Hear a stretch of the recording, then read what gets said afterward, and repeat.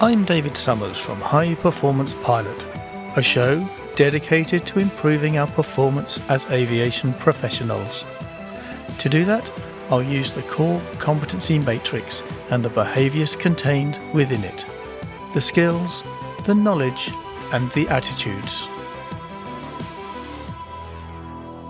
Coming up today, conveys messages and information clearly, accurately and in a timely manner. A communication behaviour. Communication is pivotal in the effective functioning of the core competency matrix.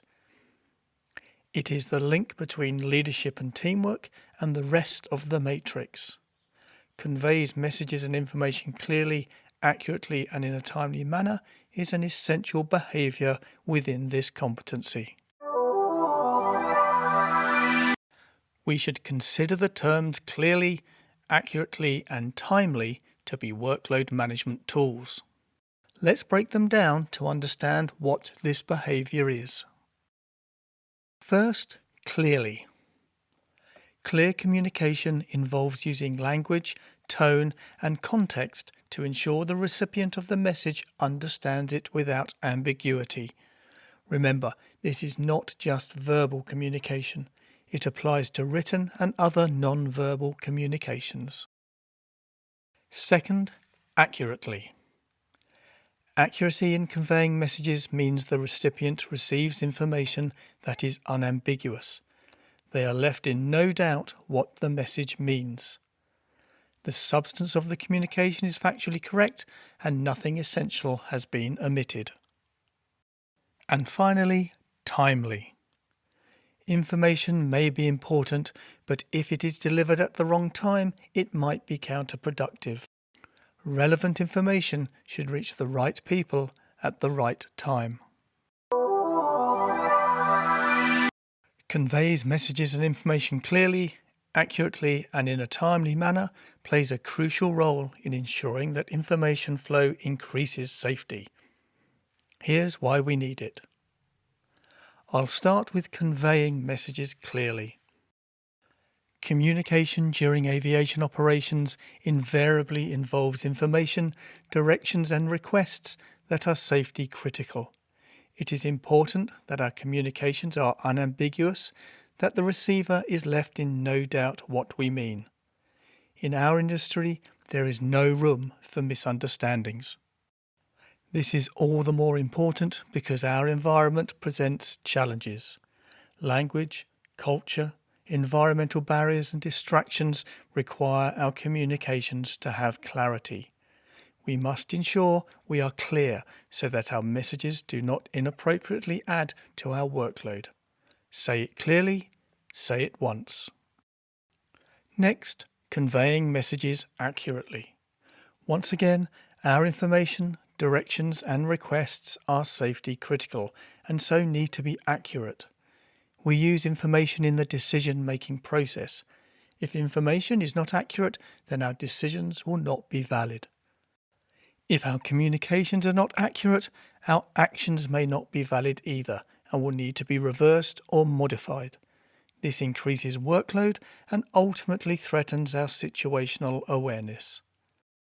Accurate information utilizes time effectively, resulting in a safer, more efficient operation.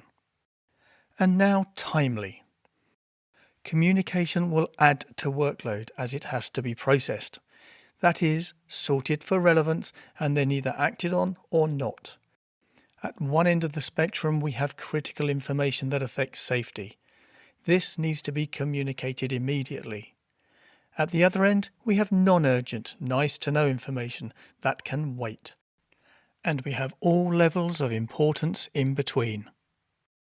Our task is to understand the importance of our message, what its impact on workload will be, and finally find the right time to communicate it. I'll now move on to the all-important how we achieve proficiency. When I'm communicating, I have a simple mantra in the front of my mind. Communicate the most amount of information in the least amount of words. If I can do this, I am generally achieving the goal of communicating clearly. It takes practice, but once you think like this, the clarity will naturally occur.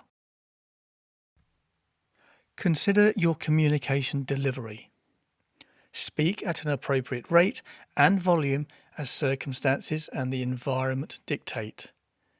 Be mindful not to use colloquialisms, slang, and acronyms. When transmitting on the radio, use standard phraseology. Don't make assumptions.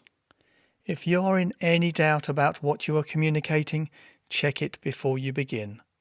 Incorrect information is worse than no information. Assess your own communications. Imagine yourself on the receiving end of your message. Have you been clear? Have you been unambiguous?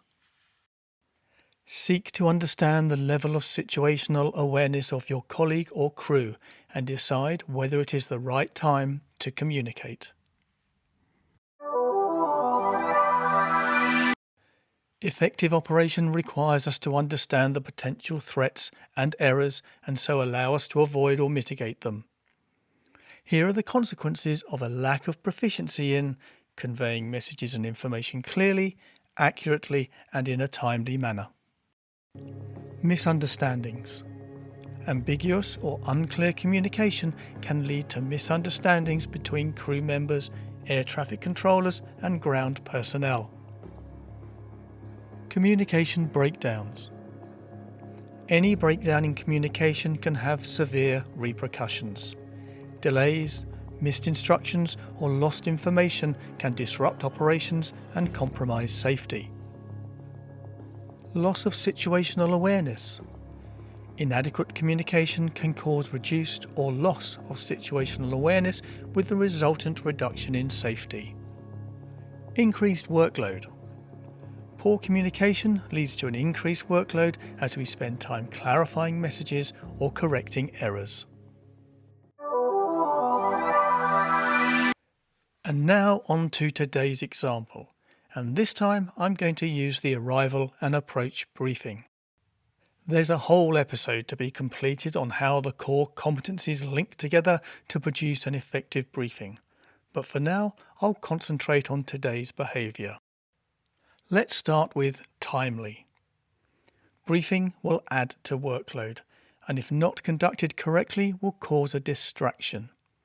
Therefore, choose a time of low workload and one early enough that you don't get distracted during the descent. Next, accuracy. Ensure you have up-to-date, accurate information to bring to the briefing, which includes weather, NOTAMs, chart revisions, aircraft status. Finally, being clear. It is all too easy to use the briefing as an information dump, just stating facts and figures that can easily be cross-checked independently. An effective briefing is one that concentrates on how we are going to operate the aircraft and avoid the threats. For added clarity, focus on differences from the normal operation. Stick to these principles and your briefing should be clear. And now to the key takeaways. The words clearly, accurately, and timely should be considered as workload management tools. Say as much as you can in as few words as possible. Language, culture, environment, and distractions are all barriers to communication. Lack of proficiency can result in poor workload management and decreased situational awareness. So there you have it. Conveys messages and information clearly, accurately, and in a timely manner. A behaviour from the competency communication. I hope you found it useful, that you've heard something you can put into practice the next time you operate. These podcasts have an ultimate aim: to stimulate interest in the core competencies and inspire you to seek them out and apply them to further improve your effectiveness as a pilot. High Performance Pilot. Each week, one behaviour from one competency. We'll break it down and provide tips and advice on how to make it a strength in your operation. Join me next week. If you wish to contribute or ask a question, please email me at highperformance@gmail.com. And finally, this week's episode is also available on my YouTube channel. Just search for @High Performance Pilot.